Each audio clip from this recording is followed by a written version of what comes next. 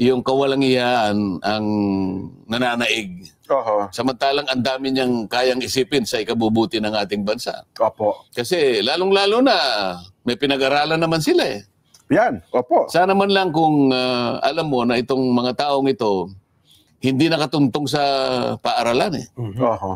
Kahit grade 2 hindi umabot eh. Di ba? O kaya naman wala silang kinagisnan na pamilya. Ang mga kahalubilo nila ay puro mga hayop sa kagubatan. Pati salita ng mga hayop eh naiintindihan nila. Baka sakaling masasabi mo nang dahil sa kanilang pinagmulan.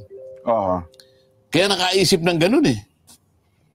Pero itong mga taong nagsimula nitong pinag-uusapan natin, yung flood control. Isa po yan. Paano mong iisipin? Nagsipag-aral sa mga mabubuting paaralan. Yung iba eh... Mamahaling eskwelahan pa talaga. Yung iba nagsipasok pa sa seminaryo eh. Meron pa ba?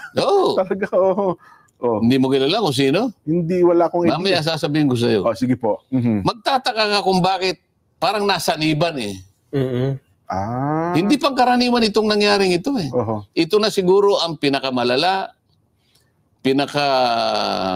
siguro lantaran at walang pakundangan na pagnanakaw sa kaban ng bayan. Paano mo iisipin na kaya nilang gawin yun nang hindi man lang sila nagkaroon ng konting remorse sa sarili nila?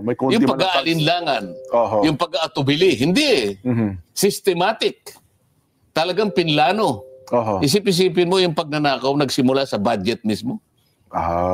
Pangkaraniwan yung magnanakaw eh. Dahil sa, alam mo, may pangkaraniwang, may damdamin dyan eh. May guilt feeling din yan, nahihiya. Totoo naman tao pa rin yan. Kaya nga kung minsan magnanakaw yan sa hindi mo alam eh, gabi. Saka nakatay pa mukha. Nakatakip po, dahil nahihiya eh. Ito kabila pa. Kabila pa nung mga magnanakaw na kilala natin. Walang takip ang mukha. Nagpapapicture pa yata eh. Kung tawagin eh, honorable. Ito na yung nakikita kong pinakalundo. Pinakamalala, pinaka-worst. Pinakamalala. Sapagkat alam mo, ano na ito eh, yung...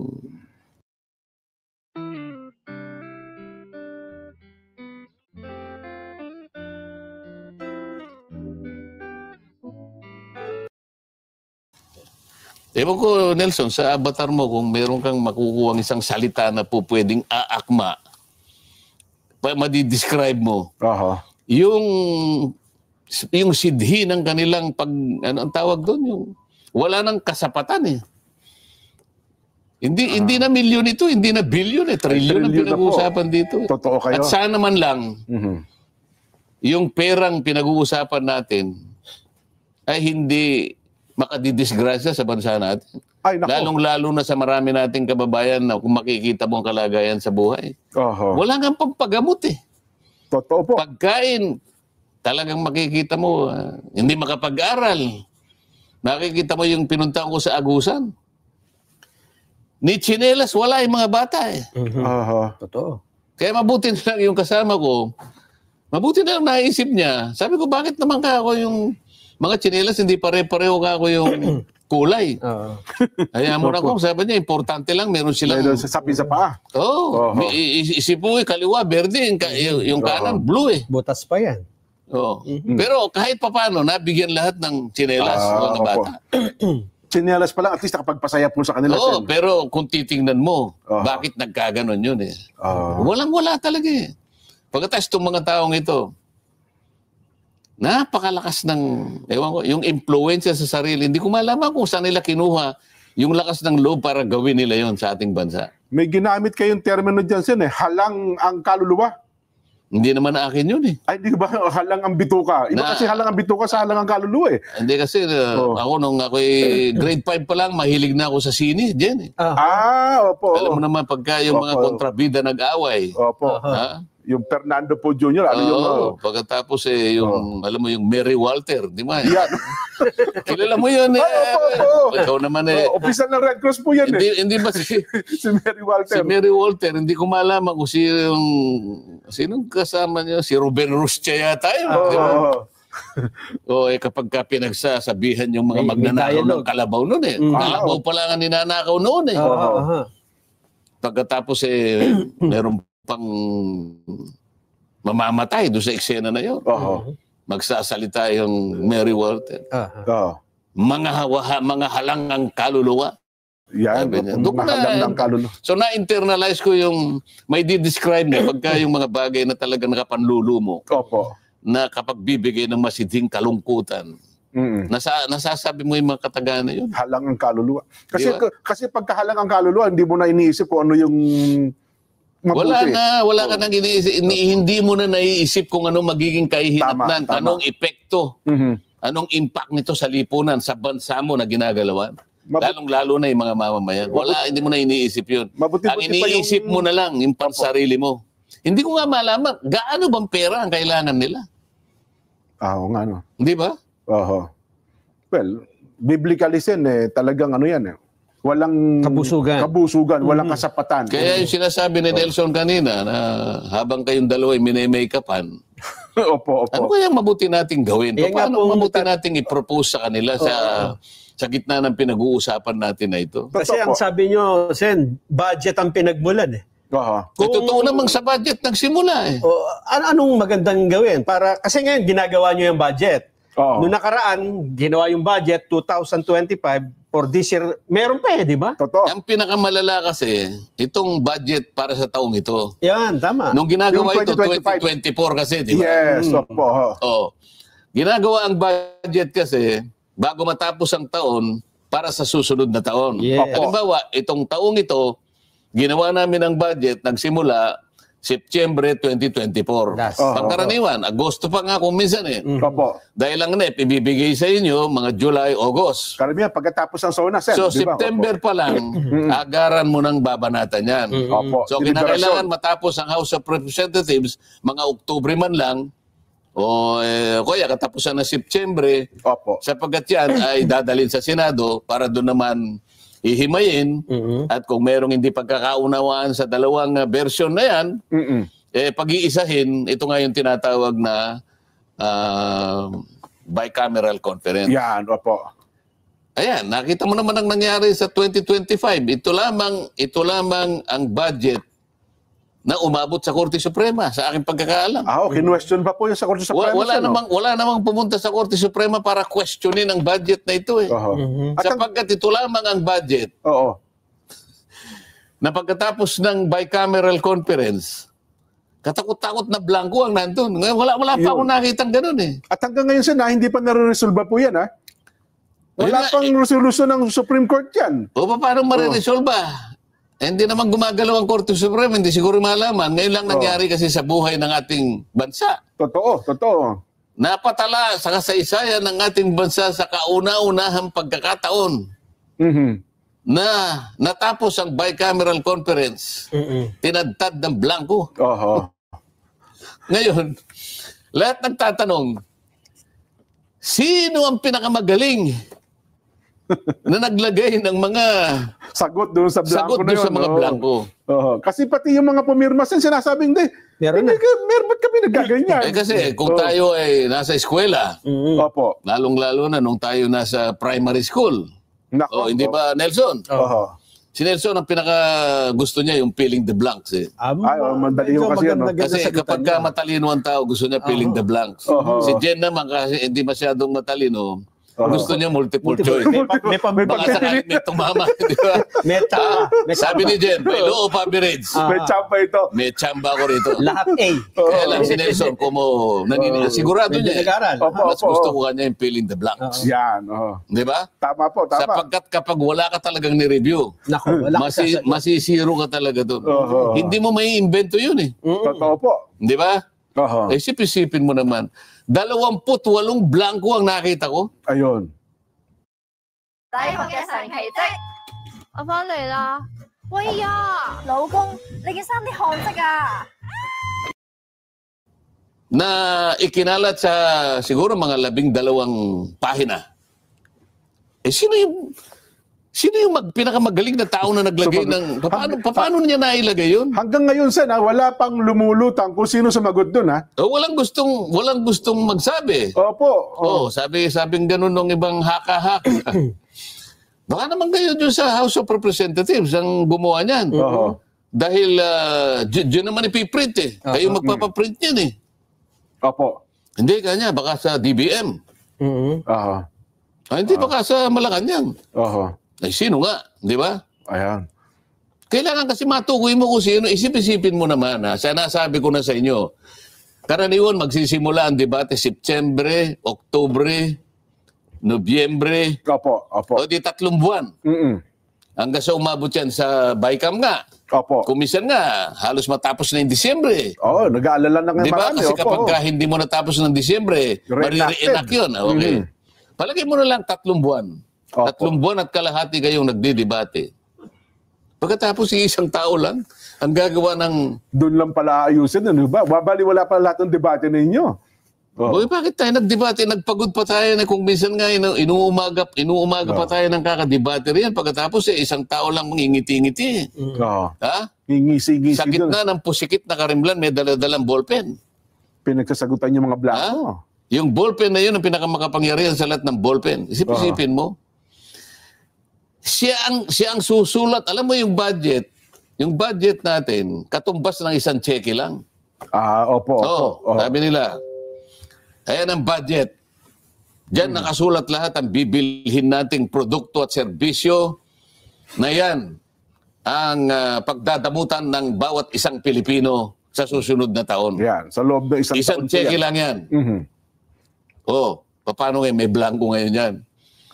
Sino yung makapangyarihan na yun na nagsulat ng mga blanco na yun? Hindi naman natin na... Blanco yun eh. Oo nga po, no? Hanggang ngayon nga walang umaamin. Sinong sumagot? Hanggang ngayon, pinag-iisipan ng Korte Suprema, paano natin bibigyan ng kasagutan ito? Sapagkat ang iniisip, Sen, kasagutan, para ito'y wag nang maulit, paano ito susolusyonan, 300 mahigit na mababata sa Kamara, 24 na senador. Meron bang nakapag-isip sa inyo? Halimbawa, sa inyo pong mga mababatas, kung paano nga kaya mahihinto o masosolusyonan itong problema ho ng pambansang budget natin? Hindi kasi nagkaroon ako ng idea. Kaya nga nagkakaroon ng ganong mga eskema eh. Kaya nagkakaroon ng ganong mga adventurism. O nakapag-iisip sila ng kung ano-anong kaparaanan para nga makagawa sila ng bagay-bagay na kanilang pagsasaluhan. Pagkakakitaan. Yan, opo. Nakita ko na nung ako'y, nung nandun ako sa Blue Ribbon Committee. Ano ba ako bakit meron na tayong NEP? Yung NEP, ito yung National Expenditure Program na ang nagpupundar nito sa umpisa, yung tinatawag na Development Budget Coordinating Council. Ito yung DBCC? Ito yung DBCC. Sila pala bumubuo ng NEP? Kasama sila doon. Okay. Pagkatapos, kasi pasisimulan nila, sila yung magsisimula ng mga general principles kasi. So, ang DBCC, sila yung magsasabi ng ating mga economic variables. Yung mga economic assumptions natin, kinakailangan ito yung ating magiging parametro. So, sasabihin niya, kailangan ang inflation natin, ang rate of inflation ay, kunyari, hindi tataas sa 4%. Yung ating debt to GDP ratio, ganito. Yung ating ekonomiya, kinakailangan lumago tayo between 5.5 to 6%. Ito yung mga economic variables. So mula doon sa mga variables na yon, magsasubmit ngayon ng kani-kanyang budget ang lahat ng ahensya ng gobyerno. Meron silang pamamaraan dyan. Naka-online naman sila eh. Halimbawa, si Nelson, Department of Agriculture. Ikaw naman, DNR. Merong lahat na, DND, lahat na ng ahensya. Magsasubmit ngayon. Ang DBM ngayon, como siya yung naatasan, na siya yung Department of Budget, magbabudget ng lahat ng pondo na yun. Bakit siya magtatala lahat? Depende sa ang pinakamalaking patalaan na yan manggagaling sa Department of Public Works and Highways. DPWH pala. Inamin niya na wala siyang masyadong control doon sapagkat specialized agency daw ito. Kaya minsan, pinagtatalunan, paano specialized yan? Bakit wala kang kinalaman dyan? Lahat ba ng itinala niyan? Wala ka bang karapatan para tingnan yan? Sabi po ng DBM, sir. DBM po. Ikaw ang budget eh. Ikaw nakakalaman. Di ba pinagmulan natin yung mga economic variables, yung economic assumptions na sila ngayon ang magiging guideline natin. Kaya natin inilatag ito. Tama yun ang pinakapundasyon eh. Lahat nakaano eh. Mula doon, inamin nila na, okay, meron na ngayong hanggang sa, ito tinatawag, yung stage na to, ito yung tinatawag na budget preparation. Okay, budget preparation yan. So lahat ng nakatala doon, ang assumption natin, ito ang mga pangunahing pangangailangan ng ating bansa at ng kanyang mamamayan. So nakatatag na yun, ano? Ibig sabihin, ang pinagmulan nun ay yung pangkalahatan at individual na tuntunin o na inisip ng bawat ahensya na binuo ng DBM, ito ngayon ang panggastos natin para sa ating mamamayan. At nakasalig na doon kung saan natin kukunin ang ikabubuhay natin. Yung gagastusan na yan. Kaya lang, nung tinanong ko, paano nangyari? Bakit nagkakaroon ng ganito, ganyan-ganyan? Inamin ngayon nila na mula doon sa naitatag na nila, nabuo na nila. Yun yung pinaka-NEP. Nabuo na yung conservative estimate. Ito yung pangunahing pangangailangan natin. Yan po ba ipapasa sa Kongreso? Yun po ba yun? Yung kabuuan na yun? Ito nga yun eh. Okay. Ito nga yung National Expenditure Program. Kung tawagin nila NEP. Yan po yung ilang libro na sinasubmit sa Kongreso. Yan ngayon. Ngayon, ito ngayon ang hihimayin. Ngayon, habang inihimay yan, meron silang tinatawag na ibinibigay. Inamin ngayon ng DPWH. May allocable. So, dadagdagan yung NEP, merong lalagyan ng allocable. Bakit ka ako nilalagyan ng allocable? Magtapat na kayo. May allotment pala, no? Kumbaga, ang allocable is an allowance given to the members of the House of Representatives. Kasi doon magsisimula eh. Nakita mo naman sa saligang batas natin, the power of the purse. Tama po. The House of Representatives. Kasi appropriations ito Yes. So pagka appropriations, fiscal o private nagsisimula, House of Representatives. Sa House of Representatives. Ba't ka ako nagkaroon naman kayo ng ganong patakaran? Kasi po para hindi na po mamolestya yung aming mga inilatag.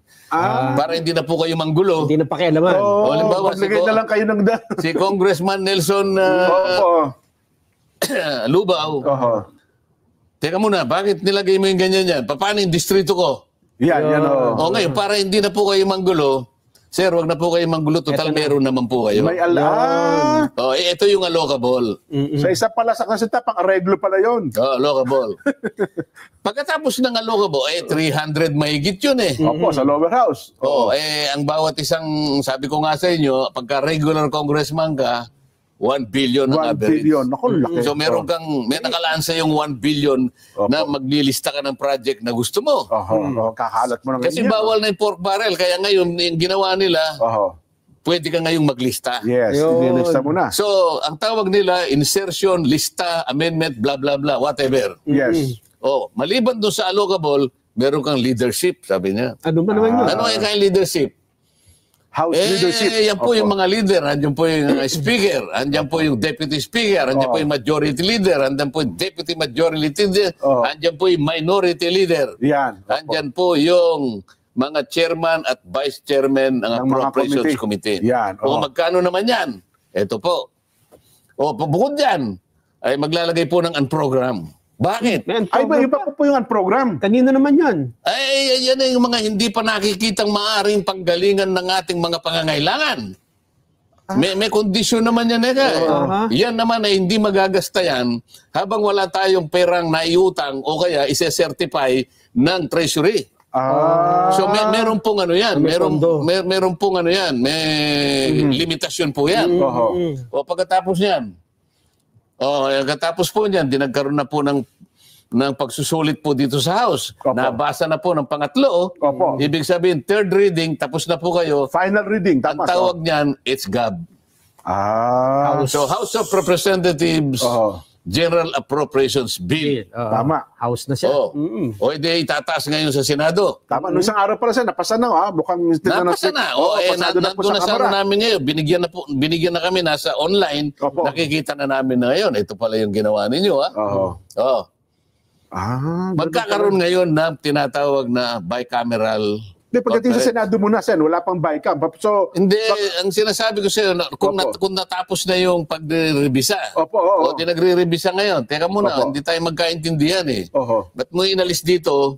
Ba't nyo nilagay dito? Ay, ang sa amin ganito, gusto namin ganito, ganyan.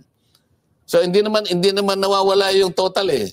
Ang pinag-uusapan lang, ginajagel-jagel lang. Yung pagkasansan na lang. Nasa priority ng, hindi kami dito, hindi, ang tingin namin dito. So hindi ngayon nagkakaintindihan. Ang Senado ba may allocable din? Alam ba?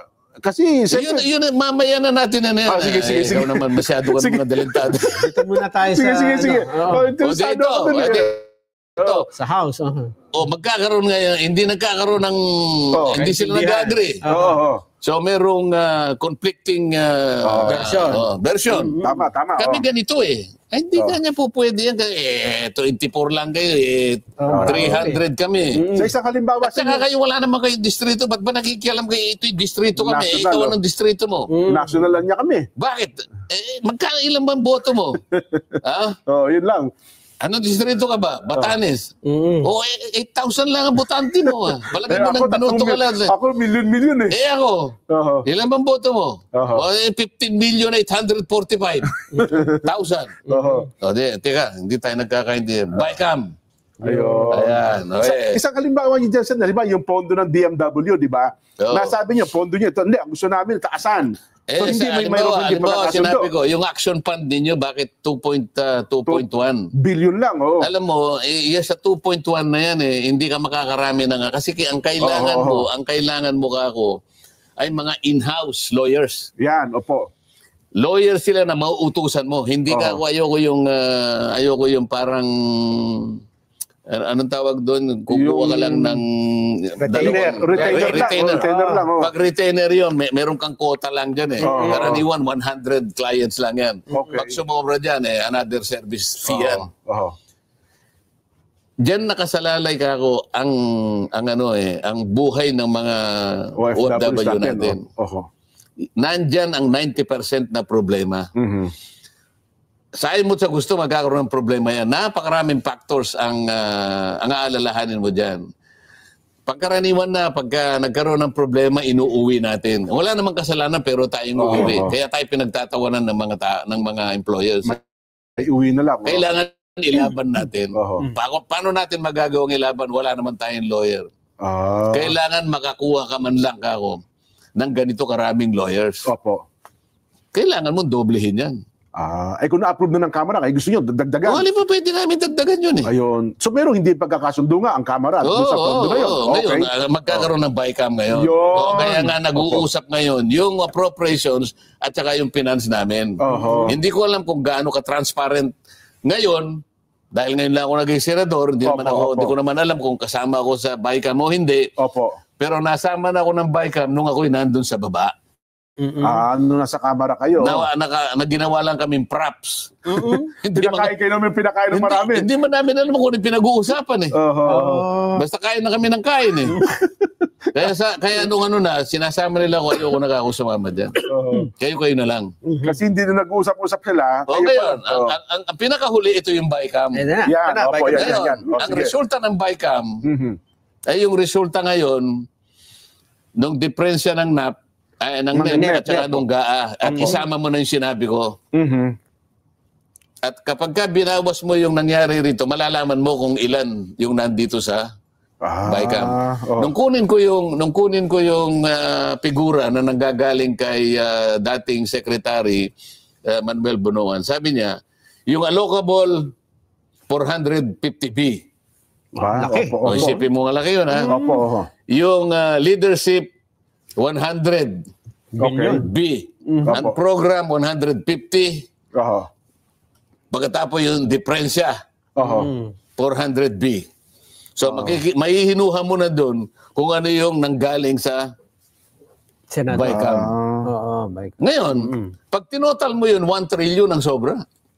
Kanina nagsimula tayong mag-analyze. Tama, oo. Inassume na natin, ito na ang pangangailangan ng produkto, ng serbisyo, ng halos lahat ng mamamayang Pilipino. Ito na ang makakasapat. Maaring magtis tayo ng konti, higpitan ng sinturon, o maluktot dahil yung kumot ay hindi masyadong mahaba.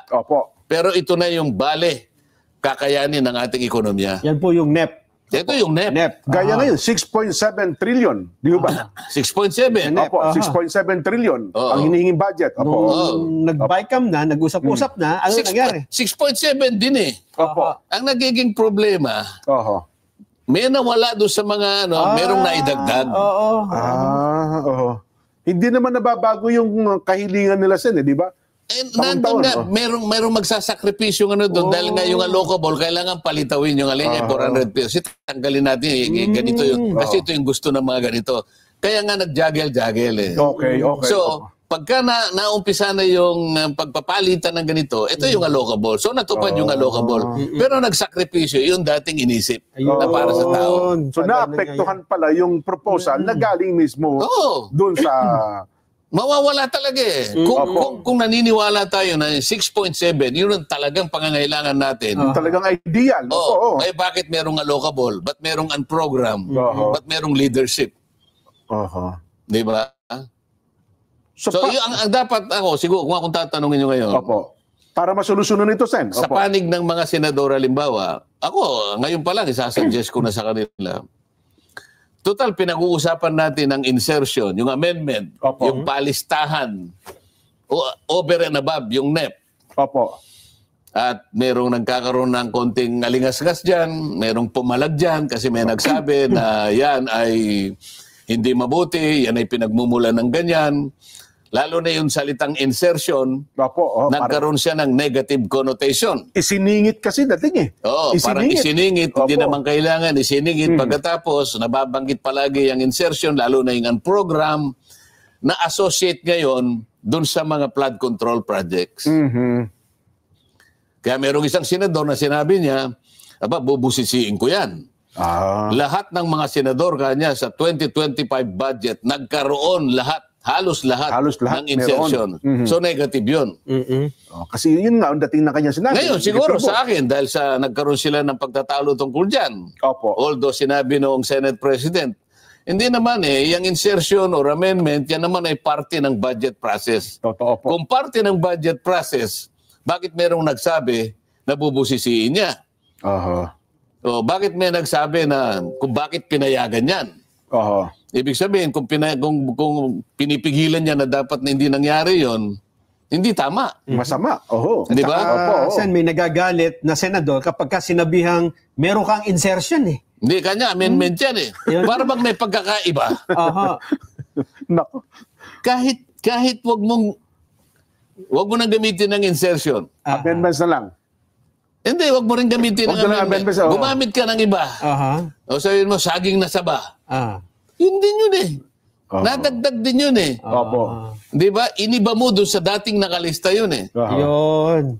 Binigyan ka ng kapamahalaan na maglagay ka ng sarili mo eh. Dati wala naman yun eh. Di ba? Nung ginagawa yung NEP, kinonsulta ka ba? Hindi ka naman tinanong eh. Bakit nung bago matapos ang GAA, bakit ikaw nakapaglista ka? O ibig sabihin yan, nakapanaig din yung kagustuhan mo eh. So masama ba kung halimbawa, ako bilang isa sasabihin ko, pasimulan po natin yung transparency.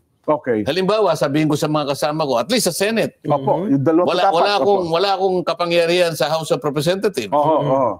Sa Senate, sasabihin ko, mga kasama, huwag na tayong pumayag na magkaroon ng insertion or amendment. Ano man ang katawagan, simulan na natin ngayon sa 2026. Huwag na tayong